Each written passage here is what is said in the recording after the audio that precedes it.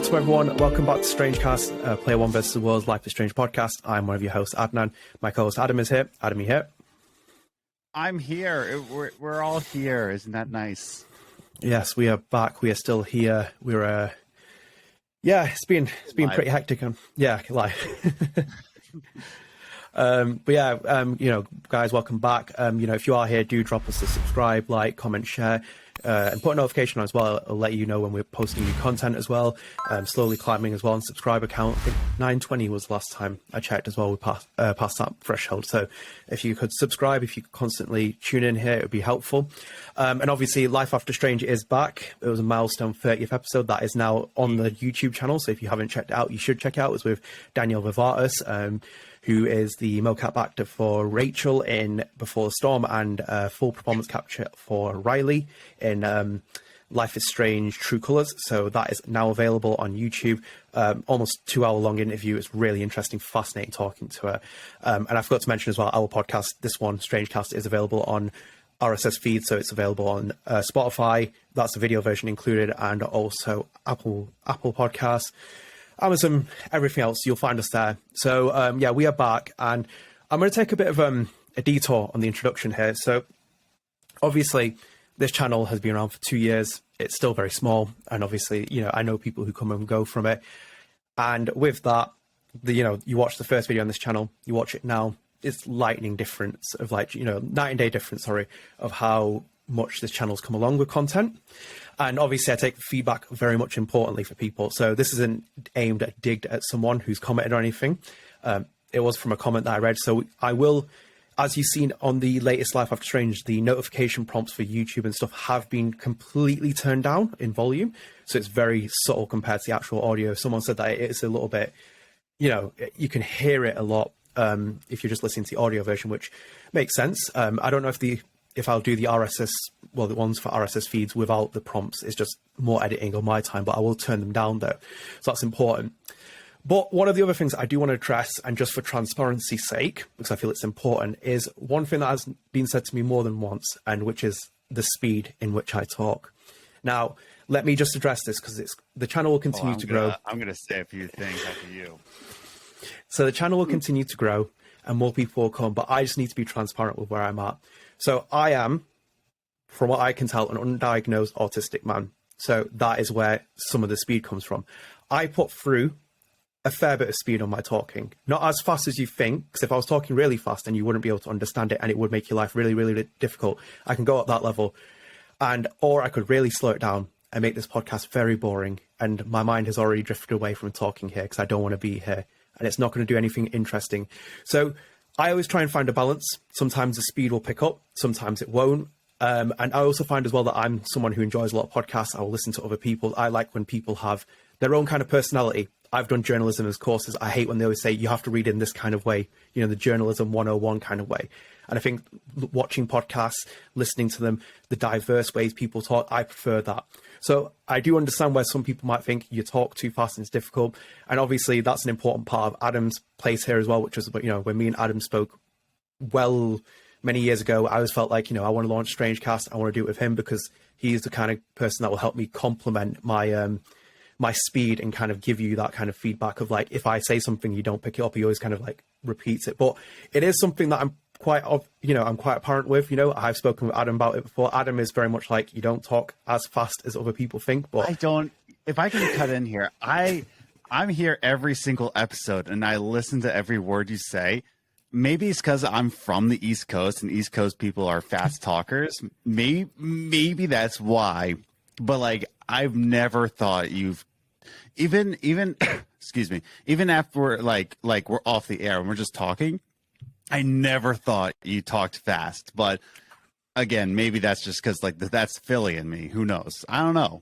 I'm just some dumb American. It depends on the person. Like I can say it to my mom and it looks like I've spoken Japanese to her, and when I'm just talking English because of the speed of it, and she just looks at me like that and she's like, and then you have to slow it down. But I get it with some people where they might think I talk fast, and some people are just attuned to a certain pace of it. Like as I said, it could script this entire show and then it would make it about 4 weeks worth of planning for us to do it. Then it would completely turn my interests off it from doing it. It's not one of those where it's just I need to be transparent with it, and it's important about being transparent about it. You know, autism is a spectrum. You can be anywhere on that as well. So it's kind of, for me to kind of give you my insight of where I'm at, that's it.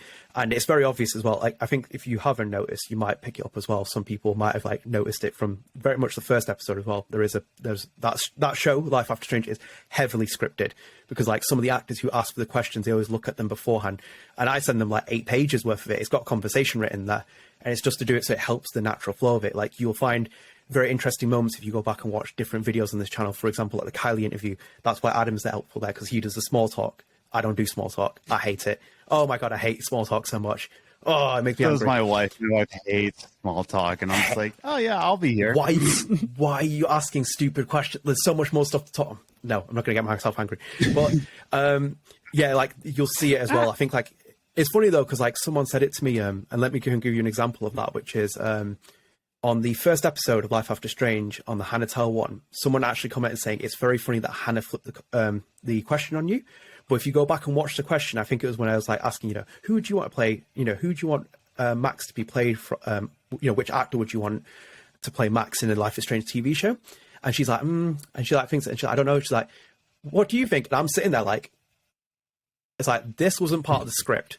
It's like, this part of the conversation wasn't part of the script. And that's why like that first episode is very robotic, a little bit, of Life After Strange. It's very like me asking her loads of questions, and it's kind of like not a natural conversation, but then it's kind of slowly developing. It obviously depends on the person I'm speaking to, how comfortable I feel.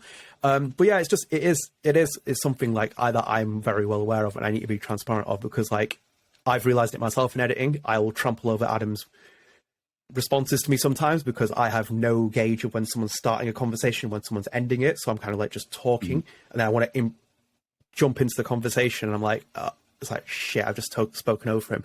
I feel really bad, and I don't know if he's getting annoyed or not. But you'll see it, like, you go watch the other interviews, even though there's like a lag sometimes with like where we're recording from, it's still prevalent with other things. So I need to just address that now rather than letting it do it. I do put a conscious effort in to speak a bit slower normally. Sometimes there's no kind of control on that, and it'll just go and I'll fly off, but I do try and gauge that. But yeah, I just wanted to address that. It's easier to explain it in a podcast than to put it in the comment section of one of the YouTube videos, to kind of explain it to someone.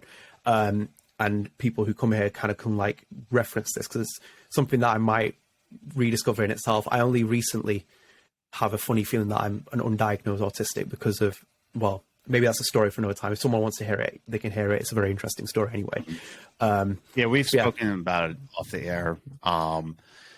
But yeah, no, I haven't noticed anything like in terms of like the other co-host. I haven't noticed you talking over me. I don't think you've ever been rude to me.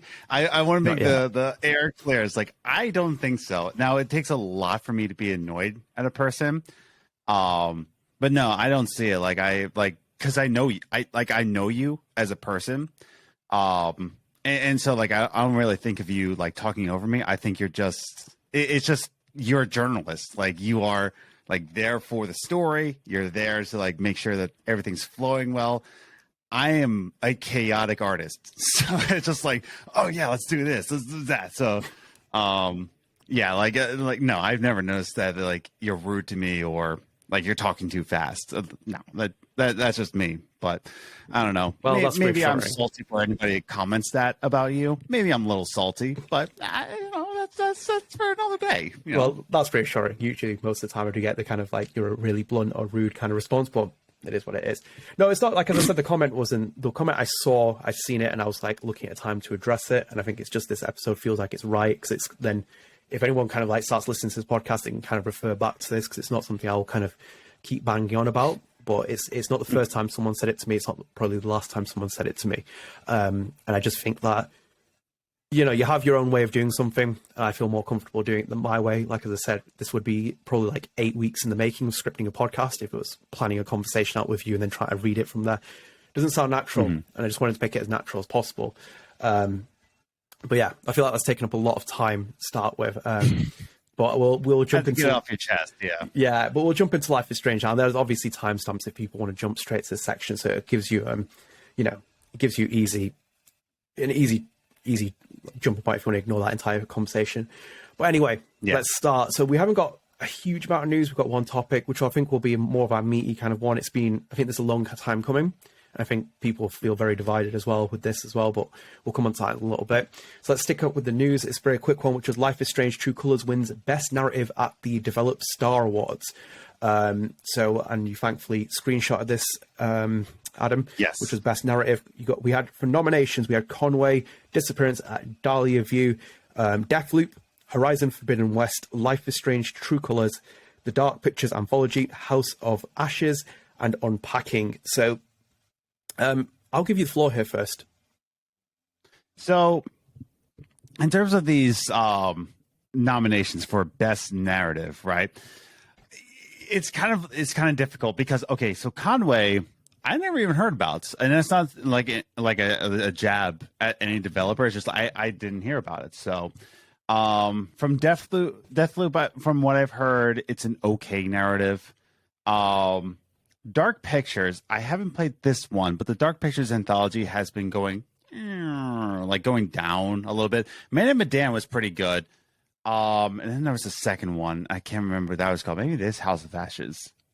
Maybe I did play it. But Unpacking was the one that I saw that I was like, wow, this could really stand a chance in these nominations, because I did play Unpacking, and I thought that narrative was really good. But however, I think True Colors kind of took it from me personally, and I said it on this podcast before, where True Colors was my favorite Life is Strange game. I really enjoyed the story. I really enjoyed Alex's character. I liked her kind of struggle in a world of normalcy when she's trying to like take control of her own emotions. Like I really like that story dynamic. So it's really cool that, you know, True Colors took it. But in terms of the other nominations, you know, it's between Unpacking and True Colors for me personally. But to say like what is the best narrative, I would like to know what their criteria was for a good narrative. You know, like I guess it's kind of weird to say, it's like, oh, this one has the best writing. And I guess it's kind of like an opinionated thing. Like the art is subjective, is what I'm saying. But I want to pass it back to you, Adnan. I'm not turning the question on you, but as someone who is a Forbidden West fan, now I want to give it back to you. You love Horizon Forbidden West. Like everybody's talking about Elden Ring. You're like, Forbidden West, blah, blah, blah. Why didn't Forbidden West win over True Colors? Why do you think that? So quickly as well, Dark Pictures Anthology, it was Little Hope, the first one. And then it was House of Ashes. No, Little Hope was the second one. Was it? And then Man and Medan, and then it was Little Hope.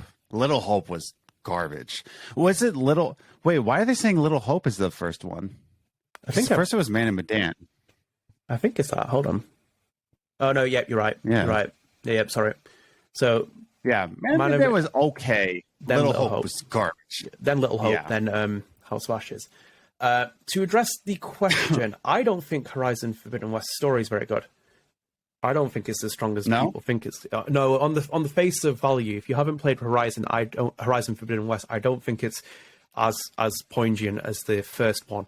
The game's massive as well, and so it kind of like the story starts stagnating at points, because if you're doing so much other stuff in between it, you're not kind of keeping a straight track on the narrative. And when you get to kind of like a little bit deeper into the game, and I'm not going to spoil anything, it kind of goes down a route which is really questionable. It kind of loses that original element of Horizon, which was, you know, that kind of like this you know, the tribal element, the kind of like the discovery of like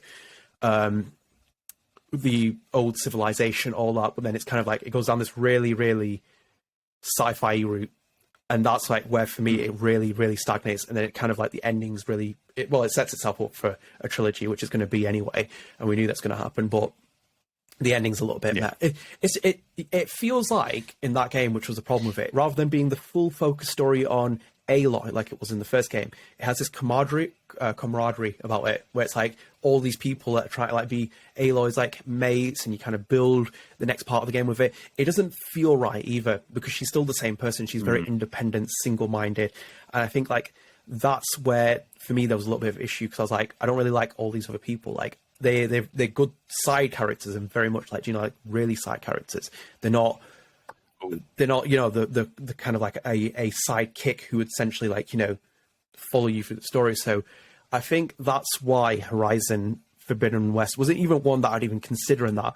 And on top of that, Life is Strange has always excelled in the best narrative category. That's been its category where it's kind of like had its position. It's a single player game. It's story driven. It's purely story driven as well on most counts. And it usually excels in this category. So I think like that for me in that category, I haven't played Deathloop. It got critical acclaim. I have no interest in it. Conway, I have no idea about. And I just never heard of it. Knew of the Dark Pictures of Anthology, not played that game, but I've not played Unpacking, but obviously you hold it in high praise. So I love Unpacking. Yeah. So if any, I'm actually Googling. Based on what you're saying, I think that would be the one that would challenge it. But I think True Colors in itself was a very good story, so I don't see why. And you know, I've taken my criticism towards True Colors, but if it's following the Life is Strange 1 pathway in terms of a lot of elements, then that's a winning formula for winning best narrative. Oh, that's wild. That it seems that Conway Disappearance of Dahlia released November 2021. So I'll have to check this game out unless it's I think it might be only on PlayStation. Oh no. Hey. Is it only on Play? No way.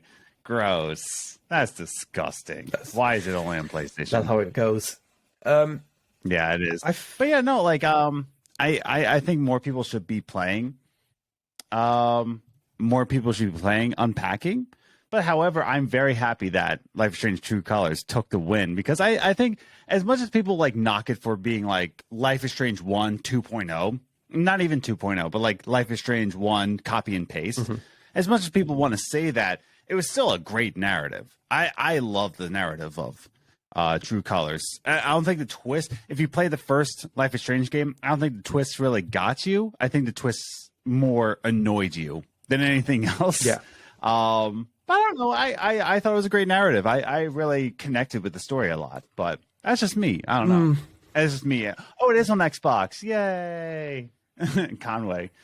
So it's interesting because like, I'm looking for the rest. I'm looking for the rest of the awards as well, and like it's in Life is Strange True Colors is nominated for best game as well. Best game. But yeah, it lost best game to I saw what it lost to and I can't remember which one it was. I can't remember. It's in best game. But yeah, no, it lost, which makes sense to me. But then nothing else. So Deck Nine's not nominated. Yeah, I saw that Deck Nine wasn't nominated for any of the studios. No one from Deck Nine was nominated for any other like award, like a personal award. And this is a developers conference. This is what is it actually called? But I remember it's a specific developer conference. Yeah. It's Develop Brighton. Yeah, because it's UK. You have to say it like Brighton. Yeah. But yeah, no, it's kind of wild. Now I can't remember who. I remember I looked at it. I was like, oh dang, that does deserve it. But I can't remember who won best game. Oh well. Yeah, there was a lot of tweets that I'm not going to check that, but it didn't win best game, but it did win that one. So it's good recognition for it because True Colors did come out in a year where it was swamped with some big hitters. Granted, if it probably wouldn't come out this year, probably have even more acclaim. It's been a very dry period in the last couple of months or so. Oh my god, yeah. I think, yeah. So I think that's good news in itself for True Colors. I've got nothing else to say. Have you got anything else to add? No, I think it was well deserved. I think that if in between Unpacking and True Colors, I think this would have taken the win. Now, I was surprised that Forbidden West wasn't in like that, like didn't win. But as you told me from what you told me about the story, it doesn't seem like it would have taken the cake anyway. So, it is what it is. Indeed. Let's move on to our other news segment. This will be the last one. As I said, it's not been Life is Strange heavy or Deck 9 heavy or Don't Know heavy, so we've not really had that much to talk about. But this is another. One quick thing. Forbidden West took best game. Yeah, that makes sense. So I'll give him that. The scale, best game was Forbidden. The scale of the game is beautiful. The combat's very fun, and the actual world's great. It's not a terrible story by any means. It's just a bit of an average story. That's for me personally. Yeah, so I think exactly. it's like a very strong like 7 or 8 out of 10 game. So I'm more than happy with it winning best game over True Colors. Yes. Yeah. Okay. Next piece of news. This was interesting. This was being kind of like teased around. I saw it floating on Reddit a couple of times. I think it's been leaked a little bit, but the Life is Strange Twitter account has officially announced the Life is Strange coloring book. So Titan Comics wrote on its website, color your way through the universe of the award-winning video game Life is Strange using the stunning artwork by Claudia Leonardi from the best-selling comic series. Featuring 80 pages of stylish black and white line work from the story of Max Caulfield and Chloe Price, complemented by the distinctive doodles from Max's journal. Bringing new life to Arcadia Bay, create fresh t-shirt designs for the cast, and explore time-twisting new realities at the tips of your pencils and pens. What color will Chloe's hair be in your timeline? ? So this is Claudia Leonardi's coloring book. It is available 13th of September 2022, and obviously again Titan is involved with it. Titan has been doing the comic series. This is really cool, by the way. I'm just gonna put this out there because like you haven't read the comic books yet, have you? I've read the first volume, but I haven't gotten to like the rest of them. Well, like, isn't there 3 volumes? There's 6. There's 6. Okay. I'm really behind. No, I did read the first volume and I thought I was going to end there, and then it kept going. I'm like, uh-oh. Like, I can't give up with this. And again, just kind of like Life is Strange 2. Like, this came out in like kind of a weird place in my life where I was like kind of transitioning in life, where I think I just kind of lost the comics. Yeah. Like, lost interest. So it was like a bad moment in my life. So no, I need to catch up on the comics. I need to catch up on Miss Marvel comics because I realized I'm behind on those too. So yeah, I've read the first 2 volumes.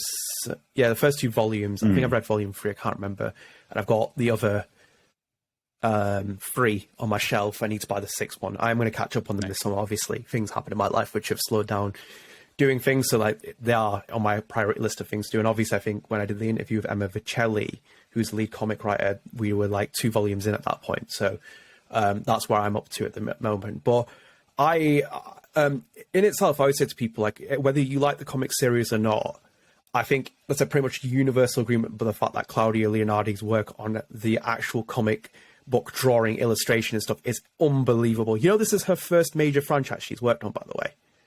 Really? Yeah, Emma told me this. This is her first major franchise she ever worked on as a comic book artwork. Wow. Illustrator. Good for her. Yeah, Holy like crap. the covers have always been phenomenal for me. Like, I've always looked at them. I think they're absolutely insane. All the character designs. She has such a distinct style with her. And I like the fact that they're kind of like capitalizing on this kind of merchandise Square Enix to kind of get it out there. It's something which I think, like, even if you are, you know, it has that kind of feel where I think like you could give it as a gift to people. You can draw, you know, colors. You can color everything else. Draw. You know, it's just a nice way to kind of top off the 6 volumes being finished. And as I said, like, I think it's a thumbs up for me this time, actually, for Square. Yeah, finally a thumbs up from me. Well, the remaster collection left a sour note in my mouth, so it kind of like it's a thumbs up now. Yeah. No, I think this is a really cool thing. Now, I don't know if the coloring book like big phase is still going. I think people are kind of like out of that kind of phase, because I think they were developing it because coloring book, like adult coloring books, were like a huge thing from like I want to say 2016 to 2018, maybe. Like, everybody was doing adult coloring books, so I think it's trying to spark that light. Now, does that mean I won't get it? I might. Like, I straight up might. It's like I haven't done a coloring, and I'm not trying to say like they're immature, but like I haven't done really a comic book, like a coloring book, since I was a kid. With the adult coloring book phase, I was like, I don't get the appeal. But I'm sure, my wife might like this. Oh, Liz would love this, actually. Yeah, I might actually pick this up, and she'll go to town on this thing, because yeah, she likes adult coloring books. So yeah, it's just a good gift, like you said. I think it's a good gift, and I think it could be like a collector's thing too. Like you have like Life is Strange comics, you have the Life is Strange coloring book. It's just bringing life. I was going to say, pun not intended. It's like it's bringing life to the Life is Strange series again. Yeah. So it's just like putting it back on the radar, you know. To counteract that argument as well, it being a bit like, you know, has a coloring book phase gone? I think like it's very niche anyway because it's Life is Strange, and then on top of that, I think because of the heavy investment in this community in terms of people who do artwork and stuff, like do their own kind of management. I think it's really helpful for them because they can kind of just take some of Claudia's drawings and they just kind of like color things around and mess things around with like how they want to put a color scheme on it. Because like if you're, I don't know the processes of doing artwork in the community, because like some of it's insane. Like honestly, like I see it on like Twitter and Reddit and stuff, and it's insane how talented some people are with what they produce. But like for you to kind of like, you could use this as almost like a default guide. Like if you were a newbie artist or even a veteran artist in terms of like in this ecosphere, and you wanted to draw like Max, you could just open a page up with Max, and you know you already have Claudia's drawing, and you could just color it in. You could like change maybe her shirt, her pants, and whatever else, and kind of use it as a template for that. I think it's good for an artist person, someone who's very much venturing into art. It's good for that. It has value as a collector's kind of person if you want to have something more memorabilia, because Square have done Life is Strange-esque books and stuff in the past. So it's kind of, I think it's got its appeal, and I think obviously, like I said, with Titan doing it and Square, I think it's just going to appeal to a certain fraction of the market, because like I still think that they could have promoted the Life is Strange comic series a bit better, because there's still people who always say there's a comic series, and I'm like, yes, there is a comic series, and like even people still now. Well, like didn't we talk to it was Kylie who we asked, and she's like, I didn't know the video games were based off of comics. And it's like, no, the comics were based off the video games. So even Kylie wasn't really sure like how it all worked. So yeah, I just think that when they were releasing at that time, the entire comic series, they could have like even done like audiobook versions with all the actors and stuff. Obviously, I don't know the cost and management, but I think it would have sold a lot. I think like I don't know if maybe a bit of a risk, but I think like you probably could have got those voice actors in and done the like kind of like an audio version of it. But I'm a big fan of this, and as I said, it has been kind of leaked in the past. People have spotted that image, and as I said, like that cover as well of her sitting on the skull. Oh, so good. She's such a good artist. She's such a good artist. There's 6 volumes, and all her cover arts are unbelievable. Which she's pretty much done all the drawings. I know that Emma's drawn some of the stuff in there, which is quite cool in the comic series. Because she said, like, when they're on like high demand and stuff, like obviously she's like done a scene and there's like 20 characters in it. And she said, like, Claudia's like, you know, I've got all this stuff to do, and there's like 20 characters in here. So obviously Emma Vicelli's background is a comic book artist. So she's drawn some of the characters when like Claudia's been busy doing all her other stuff. So it's quite a like nice. They had a nice dynamic that they had for this Square in terms of having Claudia and Emma together. Sorry, and Andrea as well. Andrea's the illustrator, so I have to give props to Andrea. I always seem to forget that, but yeah. Heck yeah. Sorry, I got a bit distracted. I was trying to put my iPad on charge before it died. That's why I was rumbling my words around.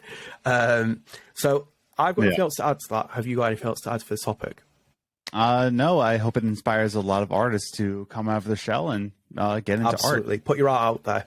You'll never know. If you take criticism, feedback's important. You evolve, you change, and it's just the best way of getting things. You need to just let it manifest, don't you? Oh, yeah, exactly. Right. Good let's jump into our main topic. Like I said, not much news that was happening. We've been 2 weeks, but as I said, it's been very quiet this summer. But yeah, I thought we'd address this topic. I think it's a bit of a behemoth topic. I think it's going to fluff some people's feathers or not. I think it's a very divisive one.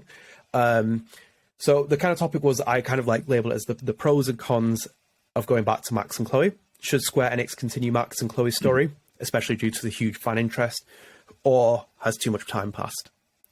I don't know if you want to start and get yelled at first. Oh yeah, dude, I tell people all the time, I love starting conflict. I love conflict so much. And my wife Liz, she's just like saying like, yeah, you like conflict. Like she'll stop the conflict like I start.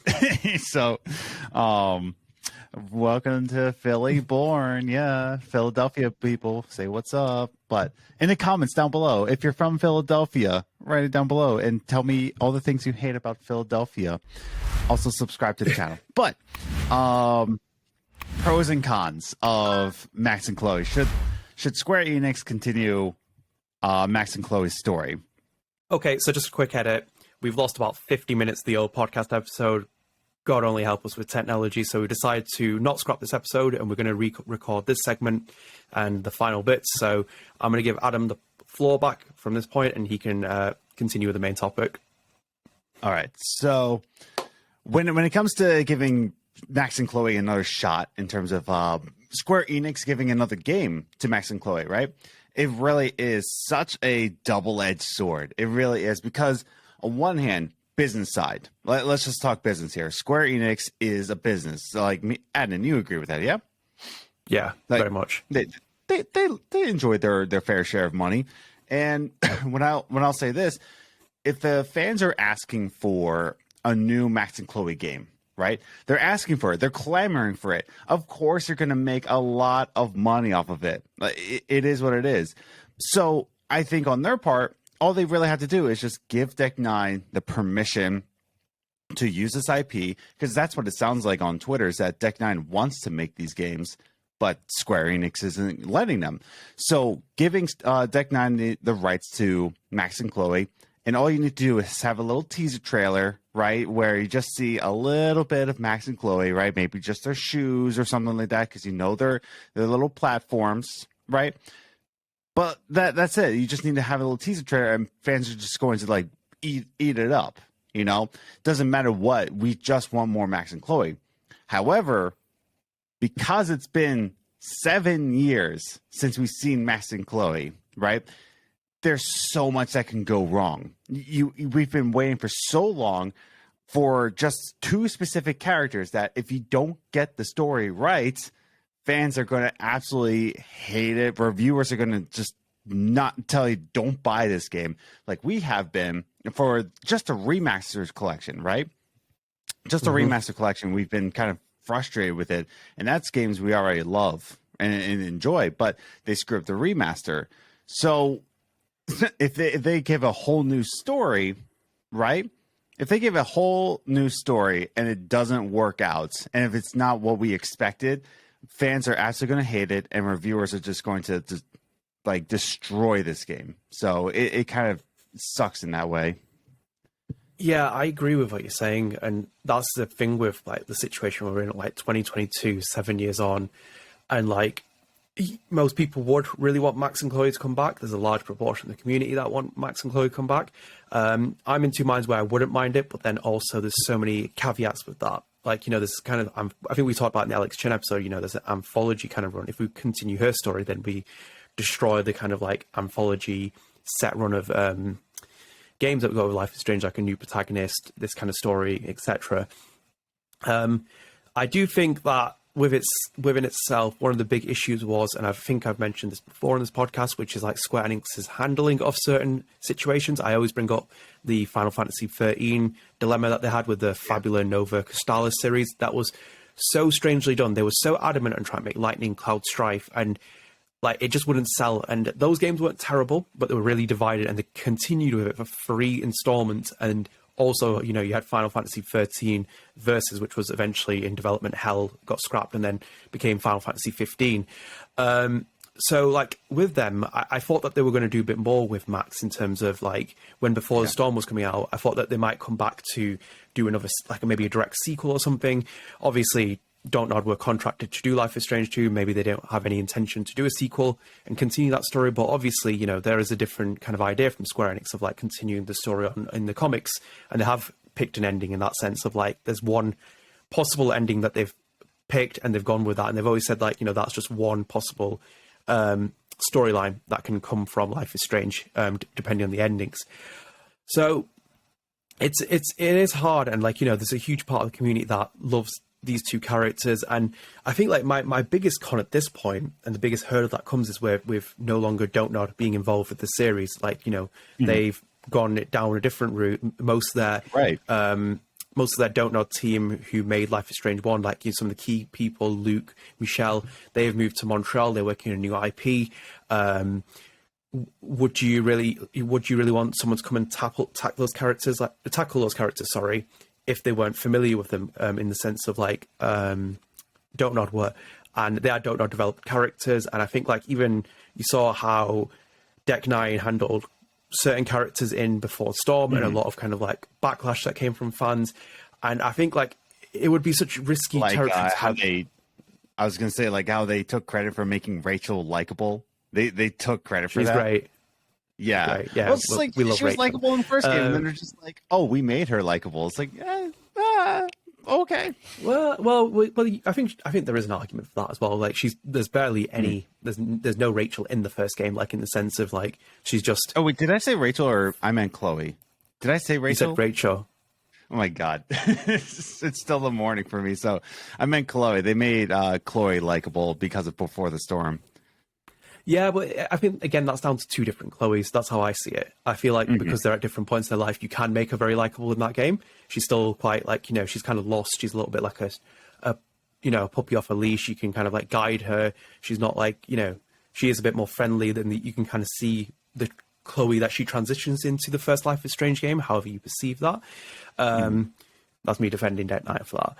I'm not really that hugely, torn on that kind of issue, but like I think it would be really risky for Deck 9 to kind of like go and handle these two characters in a full-fledged sequel. I think because Don't Nod's no longer affiliated with the franchise for the time being, that's where my main concern would be, and I don't think I would want to see it now because of 7 years passing. I think there's too many obstacles there. There's too many hurdles, and that's not even mentioning some of the other ones. But what do you think?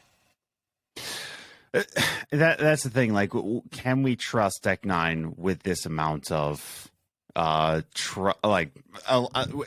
essentially putting a lot of faith into Deck 9 here. Do I think that they could handle this kind of story?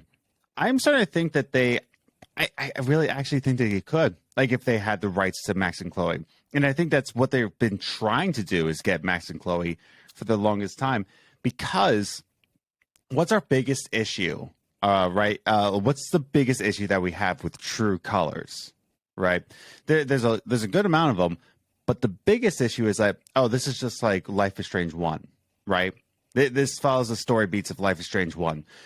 We see that as a problem in True Colors. However, that could be a strength to Deck 9, knowing how to handle a Max and Chloe kind of game. Because if it is kind of a rinse and repeat of Life is Strange 1, then they understand the story beats that went into Life is Strange 1 to the exact point where we're just like, it's Jetterson, right? Like, it's this like we saw a sorry, it's still morning for me, but like Nathan Prescott, right? We saw a Nathan Prescott character. We kind of saw a Kate character within True Colors, right? We got the same kind of story beats. So for us to say that they couldn't handle it, I think because the complaints we've had about True Colors, I think they could handle it, if that makes any sense. Yeah, it does make sense, because I think like it is a very divided community. Obviously, like there's so much fond attachment to Don't Nod that Deck 9 can get criticized. Deck 9 should get criticized, so should Don't Nod as well. There was issues with the first Life is Strange, second Life is Strange. It's not immune to criticism, but like I think that, like I think it's just, how do you go with a story that kind of like appeases this kind of fan base? Because it's just not going to achieve that. Like I wouldn't even have minded it had they done a sequel where after BTS they kind of follow the comic route, where it was like partners in crime, and you have this kind of almost like even the fact that Rachel Amber could be Max's sidekick. Because I think I would say that the scenes that are some of my favorite in Life is Strange's comic series is the one where Max and Rachel are in the same room, because there's so much built up about that. Chloe is the conduit that connects these two characters, and even Chloe in the game says that Rachel and Max would have been friends, but it's like, would they have been? Would they have been? It's like, you're saying it because you like both of them, you're close friends with them, but does that mean two people are really going to be like that? And it's like you have these kind of really interesting conversations with that Rachel saying like, what was I like in the other universe? The kind of like when she has that realization of what happens to it in Max's universe. And there's just quite like really interesting story beats, whilst obviously there's, another a Chloe from another universe, and then Max is looking for her Chloe as well. So I think there's some interesting beats there, but then people won't necessarily like that fact that I've just told that story where it's like Max and Rachel together, because then they'll be like, oh, you're shoehorning Rachel Amber in because they want it to just be Max and Chloe. So there are interesting. Oh, go on. I was gonna say, like, let's actually talk about that for a hot second. Like, do you think that Max and Rachel in the games, not just the comics, like, right? Like, we have the Emma Vicelli kind of depiction of Rachel and Max, right? But do you think within the games, right? Rachel Amber from Before the Storm would be friends with Max from the first game. See, like, that's just fascinating, isn't it? That's just fascinating, isn't it? When you put it as an idea, it's like, that's where you're like, Yeah, because like it's pretty much similar in the comics. It really is. Like they are pretty similar, but we're talking about a Kylie Brown, Rachel Amber, and a Hannah Tell Max. You know, and it's just like I always think about that whenever I see that, or whenever I play Life is Strange 1, and they're like, and Chloe's saying like, "Oh man, you would love Rachel Amber," and then you play Before the Storm, and it's just like, I don't know. I feel like Rachel Amber is too much for Max. I feel like her energy would kind of overwhelm Max a little bit. Not scare her off or say like, "Oh man, she's just kind of crazy," but more of like overwhelm. You know? Yeah. What do you Max think? is too much. Max is too much for Rachel Amber to handle in the seriousness. Oh, maybe, yeah. That's where those interesting conversations happen with those kind of characters. Like, it's like you have those moments which are really teasing the first Life is Strange, like with Max putting on Rachel's clothes when she's in Chloe's house, and it's like this kind of like you always have these three characters mingling, but you never really see that kind of like that clash of realities of like Rachel Amber and Max Caulfield talking, with like Chloe being there to see it, because like she's only assuming because she's friends with both of them, has love connections with both of them, all that other good jazz, that would it work, but it doesn't necessarily mean it's going to work. It's just, that's just an idea. So I do believe that you could go back to the characters. I think it would be risky at this moment in time. It depends on when you would want to do it. But obviously in the old recording as well, I did mention something to you which was very controversial, and I'm going to bring it back up in here. Here we go. Here we go. Don't make me walk away now. Yeah, you did walk away. That was a perfect moment in the old recording as well. I saw that. But my controversial take was, and before people jump on me as well, is that you could see Max and Chloe back, but in a Life is Strange 1 remake.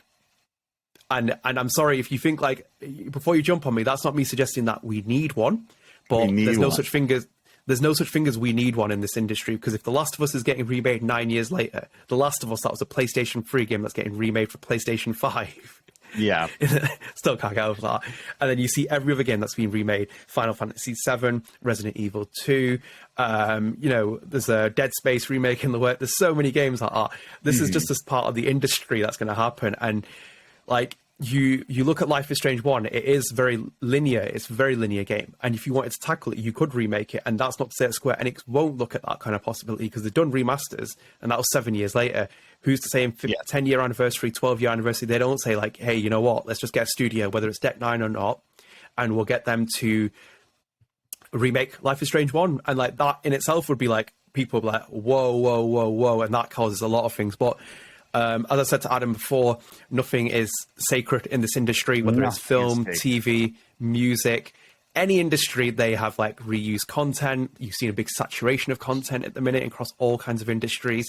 They keep remaking stuff. They keep like sampling it, all this other stuff. So Life is Strange 1 is not out of that realm of territory. And so, hey, for example, what happens if True Colors was a success, but what happens if the next two Life is Stranges start dwindling in sales? You have an option where Square Enix might put it on the shelf, like Capcom has done with Dead Rising, and be like, you know what, we'll just keep the IP. Such a shame. And yeah, they might just be like, we'll keep the IP, and might come back and revisit it another day, or they might last roll the dice and be like, hey, let's just remake Life is Strange 1, see what we can do with it. It's got appeal, it's got Max and Chloe, it's in pretty much all our marketing material every time we mention Life is Strange. Why don't we just do that and see what happens? And I know people will be like, oh, I'm suggesting these things, but like, as I said, look at the trends of the industry. Remake central at the minute. You see so many games that are being remade. You look back only 10 years ago, the ports that are happening, the remasters. Look at all the other little trends that are happening in the industry. Yeah, Life is Strange remaster. Look at the current trend with like collector's editions for Sony games. Like, I have the Horizon one. There's a steelbook, no disc. You get the codes for the game. They've just announced the God of War collector's edition. Steelbook, no discs.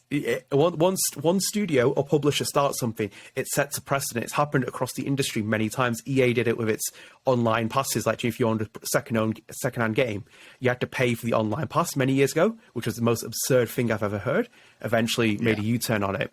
But, like, that's what I'm saying. Like, there's nothing sacred about that. And you could get your Max and Chloe, but you could get into a remake, which would, in itself, would be difficult to do. I think, like, my kind of approach would be, if you were going to throw that really big gamble, which would be, you'd have to get, like, someone like Michel or Raul to be a consultant on the game. It adds so much credibility to have a creator or someone who's heavily attached to the first game in that consultation role.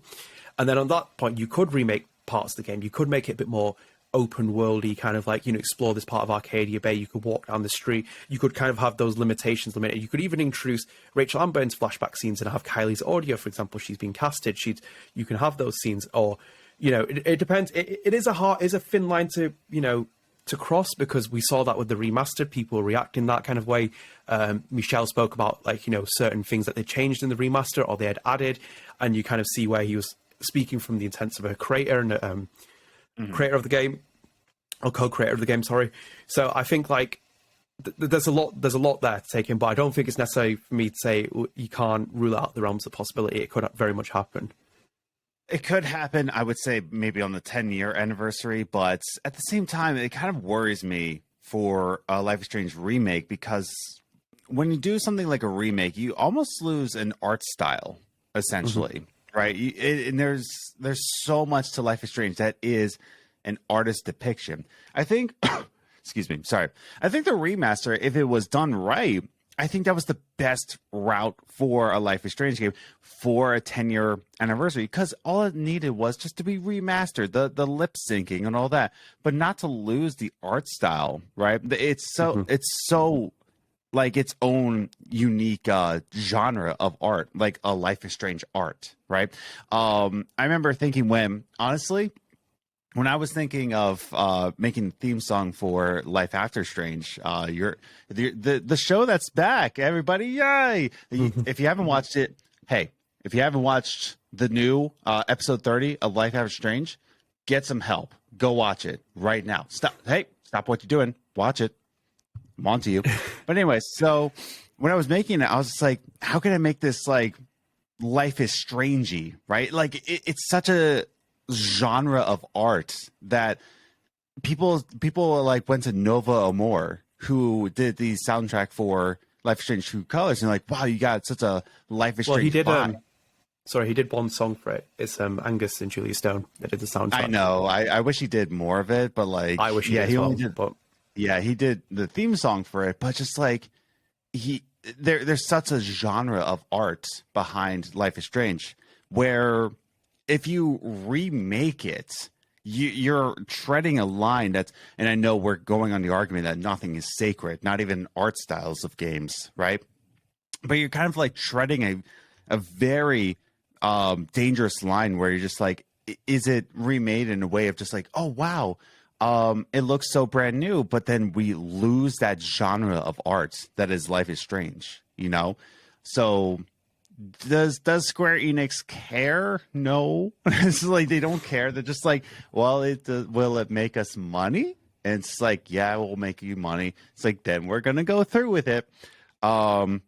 There's a recent tweet where the former CEO of EA said that like developers who don't focus on microtransactions are the biggest idiots in the world. So that's what big corporate video game does to people. It's just like, are you focusing on the money? It's like, you're not. Well, you're the biggest moron in the entire world. So yeah, like, am I saying it's not in the realm of possibilities? No, it's in the realm of possibility, but I don't want to see it happen. Well, yeah, and on the EA point, they put loot boxes in their video games, then in video games which are targeted to children, and yeah, it says a lot about that. I'm very adamant against loot boxes. They're being banned in different countries in Europe. They should be banned in every country. They are a form of gambling. They need to be heavily regulated or banned. So, and same with microtransactions. They just this is kind of part of the industry where it's like those. Was it like recently, I think, was it Sony or someone who said that they try to put ads in games? I was like, at that point, I will stop playing video games because I have no interest in more, no this more kind ads. of like, yeah, I'm sick and tired of this BS. But anyway, to play devil's advocate on what you were saying about the artwork, yes, I agree. It would be a devastating blow in terms of if you made a remake and you lost it. But you would probably lose it in a remake because if you're going to do a remake, it's kind of in the word, this is not a remaster per se. So remaster was where you kept the artwork to its true intent. Remake would be a reimagining of the entire project. So that's like, what I mean. I think you'll lose it.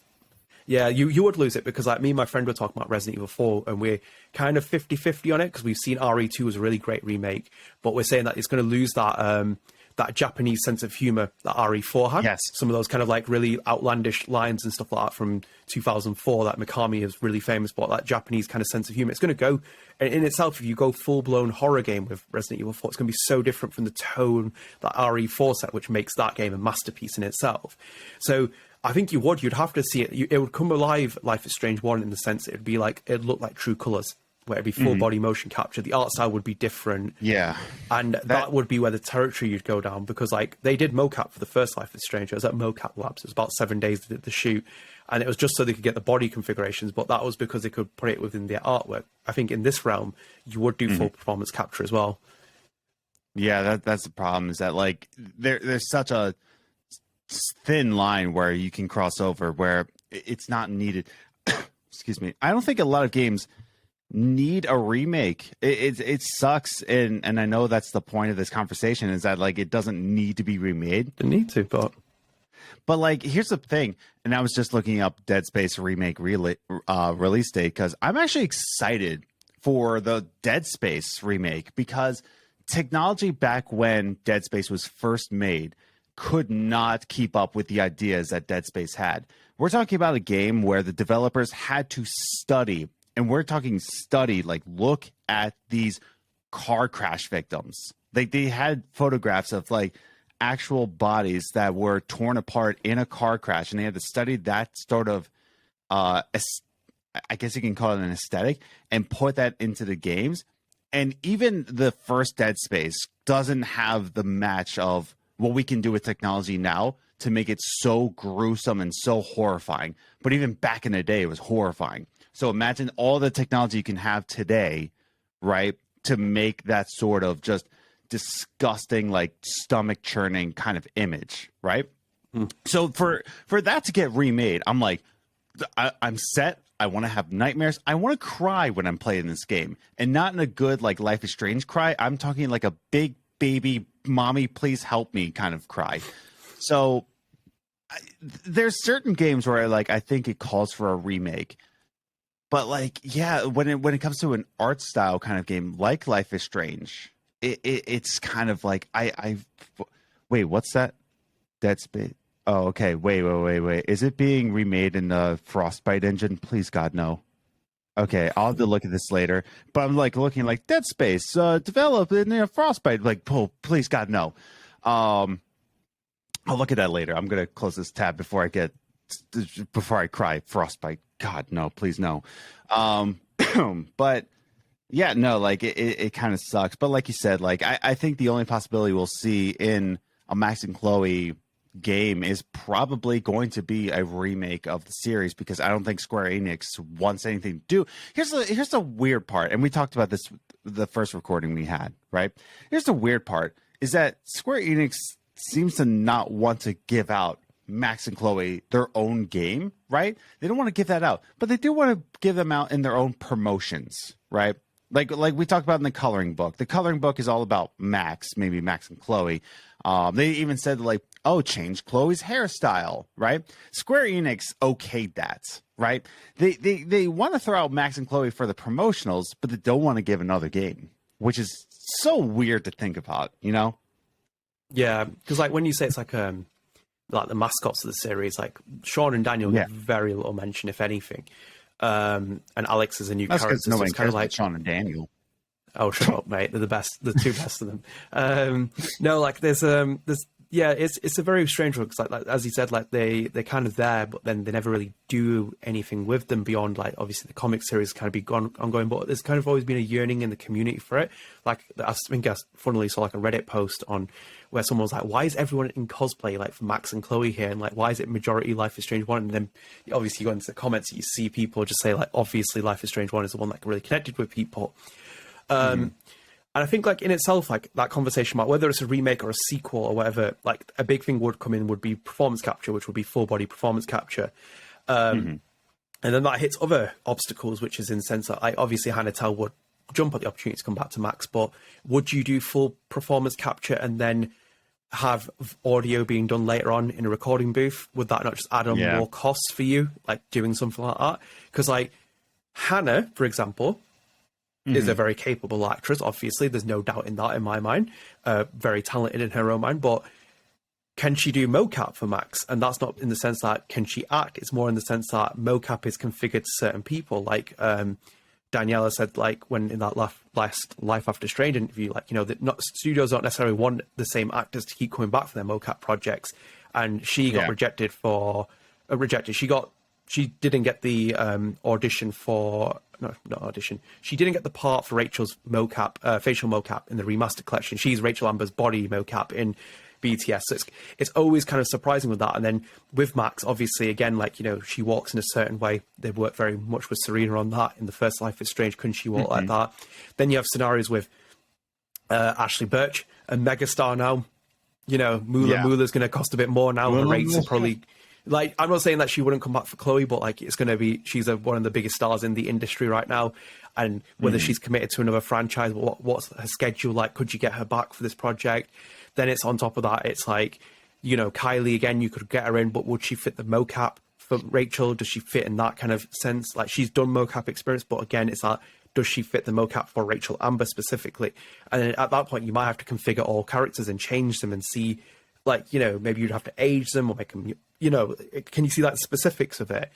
And I think you mentioned it in the previous recording, which was, I like how we have to keep referring to that previous recording, but you mentioned the previous recording where you were like, we could have Rihanna DeVries come in for Chloe Price if Ashley Birch doesn't come in. And I was like, yeah, you could. Rihanna DeVries did a great performance as Chloe, but does Rihanna DeVries as Chloe work with Hannah Tell's Max? That's the big conversation, because that's where we're like, you know, we can always do it like in the way that THQ Nordic did their remakes. Because if you did you play the remake for Destroy All Humans?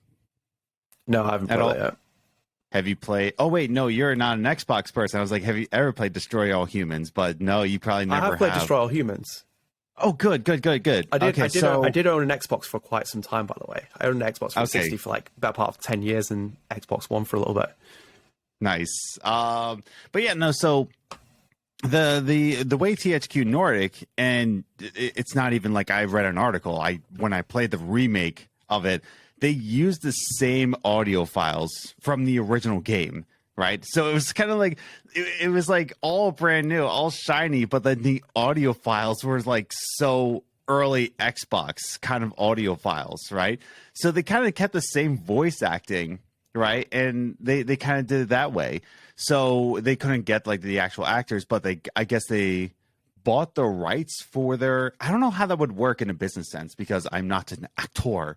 You know, I'm not a thespian. So I don't know how that works. In terms of, I guess you would have to pay a royalty fee, but I guess a royalty fee would be cheaper, right, than actually bringing in the actors again to reread lines, because that's what we're asking Ashley Birch and Hannah Tell to essentially do, is to reread the lines that they did in 2015. So think about that. Like, we're re-recording an episode right now that we already recorded. Right. And this is already like, you had to text me and be like, hey, we got to re-record. And I'm like, oh, God dang it, Adnan. But it's like, to ask somebody to do that again, it's kind of wild. I don't know how you would do that. Yeah.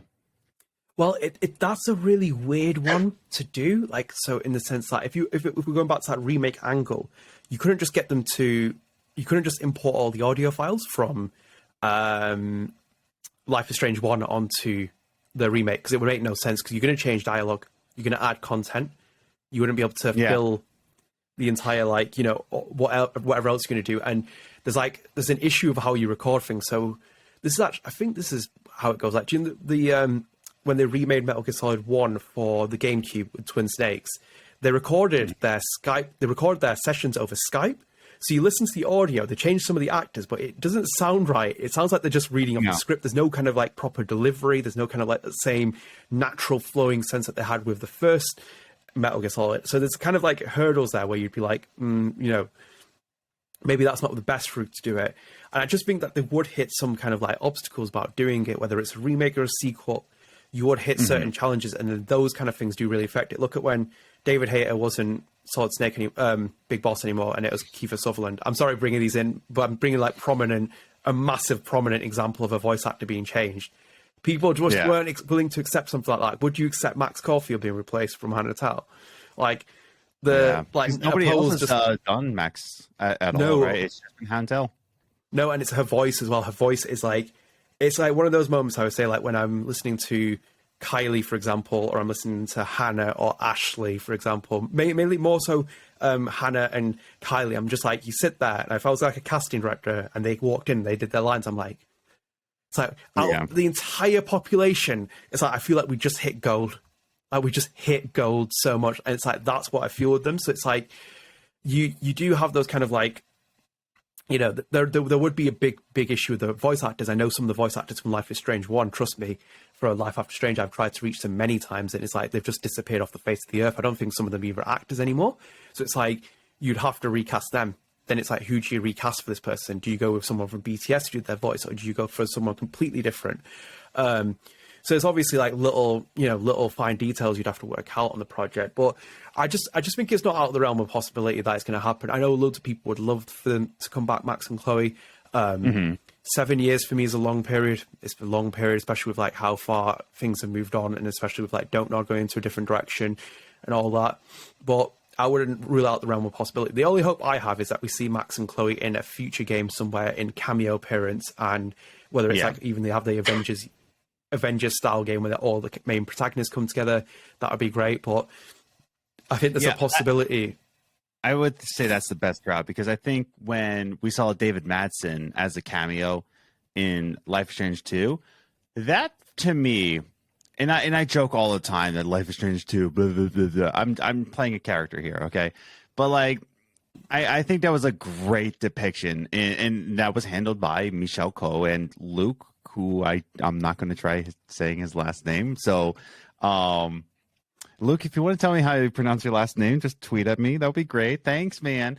But yeah, so I think to see David Madsen in that cameo was just kind of like it was almost like a closure for us to say that, like, what happened to David afterwards? Because no matter what choice you had, right, you had David Madsen kind of changing as a human being at the end of Life is Strange 1. And you're just like, well, what happened to David afterwards? And then you got that closure, right?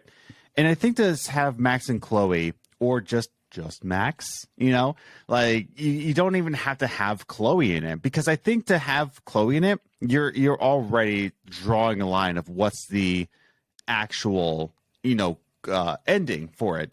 So you don't need to include Chloe, because one, Ashley Birch is like super high up, right, in terms of price point. And that's the thing. Like, do I think Hannah Tells deserves that same price point? Yes, I think she deserves it. But at the same time, you just put in Max and just have that little bit of closure for us. That's it. Kind of in the same way that we got David Madsen in Life is Strange 2. Have Max somewhere in the mix. She's having a cup of coffee or something. I don't know. Buying a new house plant. Something. Yeah, see, that's what I like with Dave Madsen cameo was great in Life is Strange 2. What a great character. Like, his entire story is phenomenal. But they had it with, like, we had that really brief True Colors, those segments with their voice acting from Rihanna DeVries and Kylie in there. So like that was quite a nice touch. And we even had like Mikey come back in more physical appearance. So I just felt like I wish I would have seen someone else like, you know, just strolling through the town. I think like that's where the spoiler, if you want to jump ahead like 30-40 seconds, like in the Life is Strange comic series, it's better because like where you see like there's a scene where Brody walks past them and like you see scene where like I think Victoria, where I got up to, where Victoria was involved in there. So and by the way, this is the end of the spoiler in case you jump ahead. So I think like you have those kind of opportunities where they like, that's what I want to see. The universe is so rich, like get some of these characters to mix around, see them, like just it adds that thrill factor for me for like a video game. Like it really does. And like I have really fond memories of like being able to interact with past characters. Because me and my friends were talking about it recently. This is completely off topic, but do you ever play Pokemon Gold version? Of course. Yeah. Just checking. Just checking. From the 90s? Just checking. Some people haven't. It's sacrilegious. But that's that moment when you climb up to the top of that soundtrack too. I wish I could go back in time and just buy 50 copies, put them in cardboard, and put them away somewhere. I'd be loaded right now. But anyway, one of my favorite things of all time is going to the top of that mountain. Is it Mount Silver near the end of the game? And it's like I was just like you expect it to be some kind of like legendary Pokemon or something. There's just this guy standing at the top, and you challenge him, and it's Pokemon Trainer Red. And it's basically your character that you built in the first game, who's at the top of this mountain out of nowhere. It's like even now, go in the comment sections of YouTube, people like this is like one of the most mind-blowing moments in my entire life, and it was for me as I was a kid. I remember, and even the theme I can still remember now as well. So it's like I want that kind of feel with Life is Strange, where it's like sometimes we have characters come back, sometimes we see them a bit more. Not obviously go too much on the fan fest, but like even if it was just a max in passing, it'd be mind-blowing, wouldn't it? Yeah, and that's the thing. Like I think all you need is just a max cameo. Yeah. That's it. Because again, you're drawing the sand on. Now, like I said, I do it for the meme of saying like, oh yeah, like I sacrificed Chloe because I wanted to save Pompidou. I do it for the meme. But I believe there could be some people who actually believe that, you know, the canon ending is Chloe dying, right? Do I believe that's the true ending? That Pompidou's still alive? That's for you to decide. But I think there's like a drawing of the sand. If you add Chloe to something, you're already saying that like the real ending was Chloe living, right?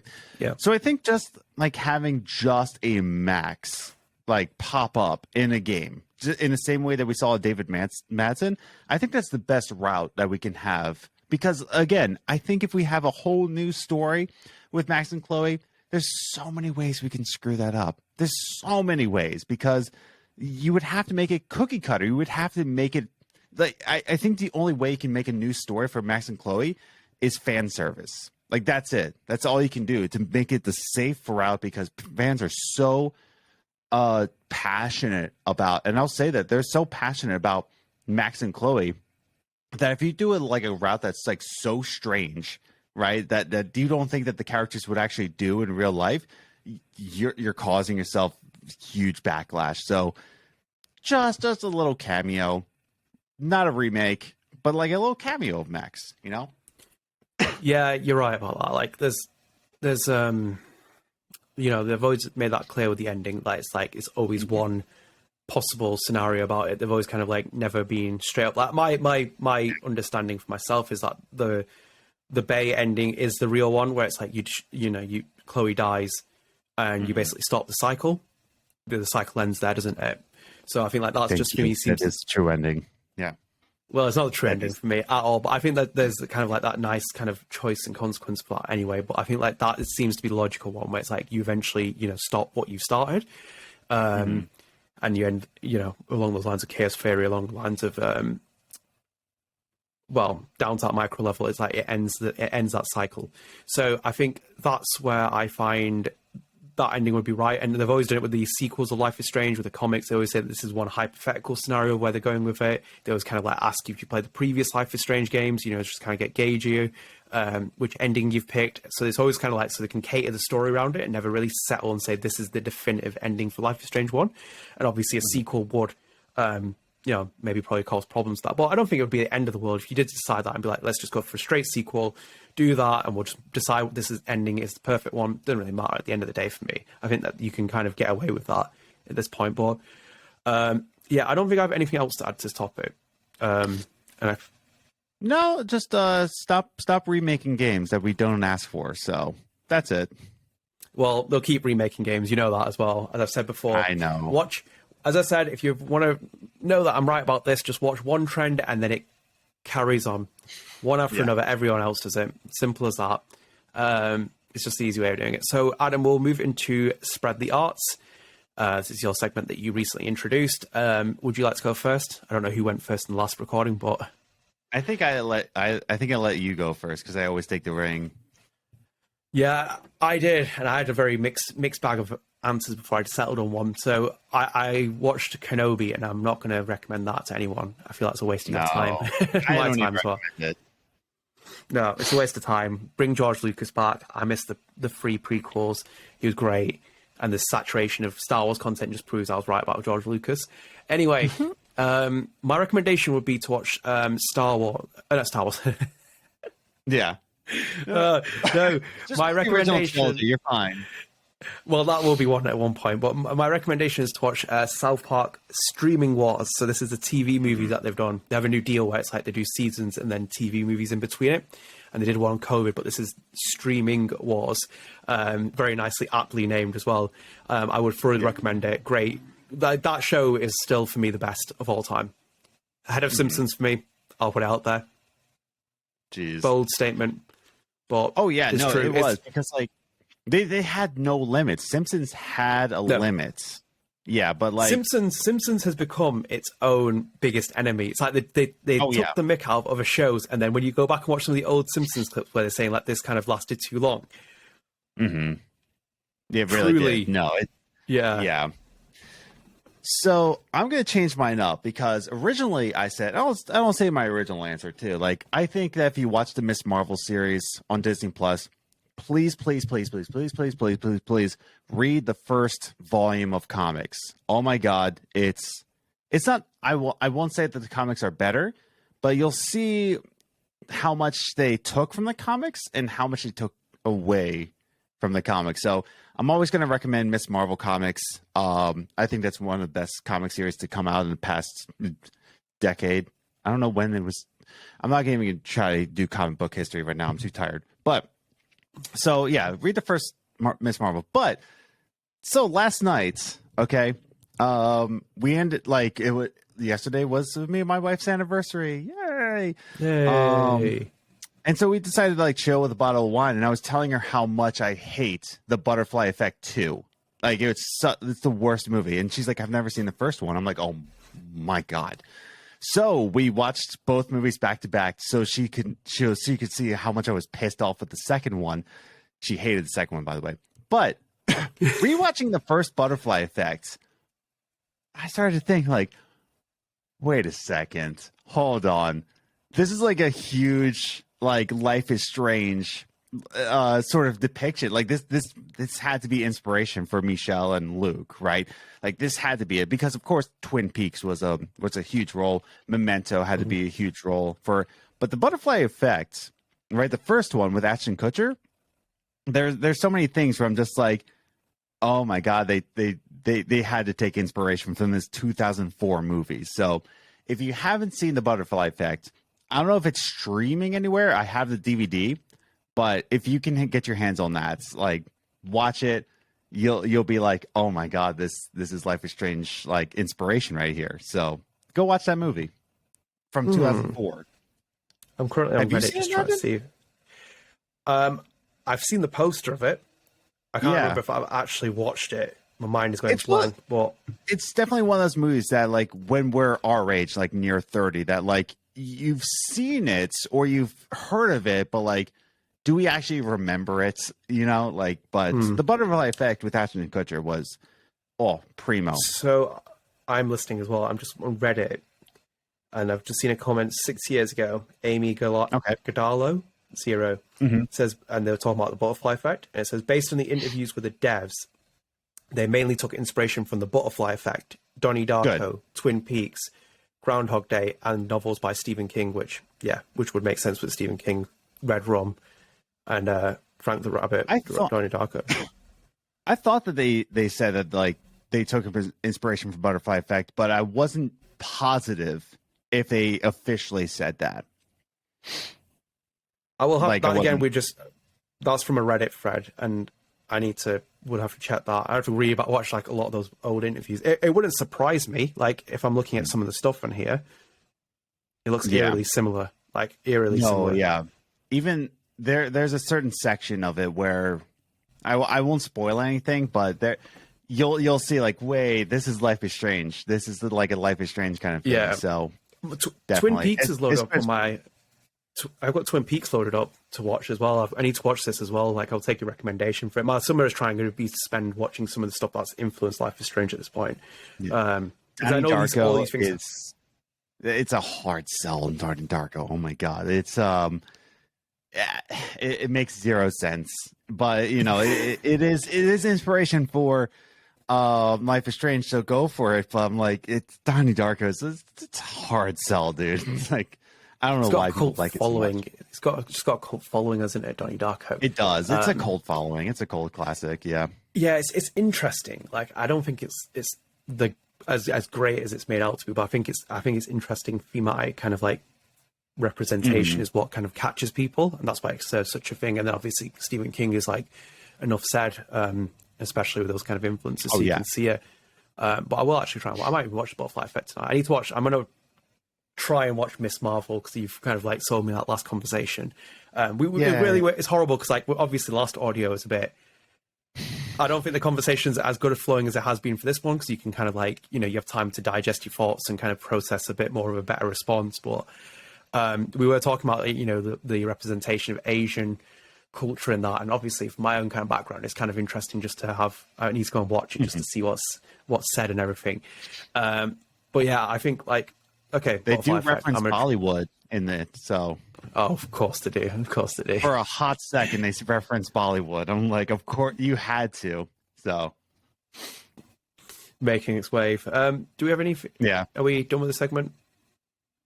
No. I think I'm all set. Just again, read Miss Marvel. Read Miss Marvel. So it is what it is. We'll end on that point. Read Miss Marvel. So. Guys, I hope you enjoyed this episode. Like I said, we had to re-record this segment and hopefully it's come out properly, hopefully. But so we have recorded this and this will go out in our usual spot on Wednesday. We've recorded over Saturday and Sunday. And in the meantime, we have actually posted officially that Erika Mori will be on the next episode of StrangeCast. With me and Adam. That will come out the week after. It'll kind of be a bit back to this Kylie schedule, and the week after we'll have another StrangeCast episode. Then I think it'll be back to 2 weeks. It's kind of just going back and forth, and when we just arrange with guests, it happens like this. But yeah, Erika Mori is on the next episode, so we do hope you enjoy listening to that. Obviously, pending in case things change and whatnot, but we will have her on here at some point. But yeah, if you have been watching on YouTube, please do leave a subscribe, like, comment, put notifications on. It helps the channel slowly climbing to 1,000. I'm very excited to kind of hit that point, hopefully. And we are on RSS feeds as well. We're on pretty much everything. So you want Apple Podcasts, Spotify, you can follow us on there, subscribe, or however you follow them, and you can download episodes, rate us on there. Whichever service you want, we're on there. So yeah, thank you again for joining us. As I said, like there was a lot to be said, a lot of kind of divided opinions. Let us know if you want Max and Claude to come back. Obviously, there'll be quite a bit of a heated discussion about that. But yeah, guys, stay tuned. We'll be back with another StrangeCast very soon. Until then, take care. Peace.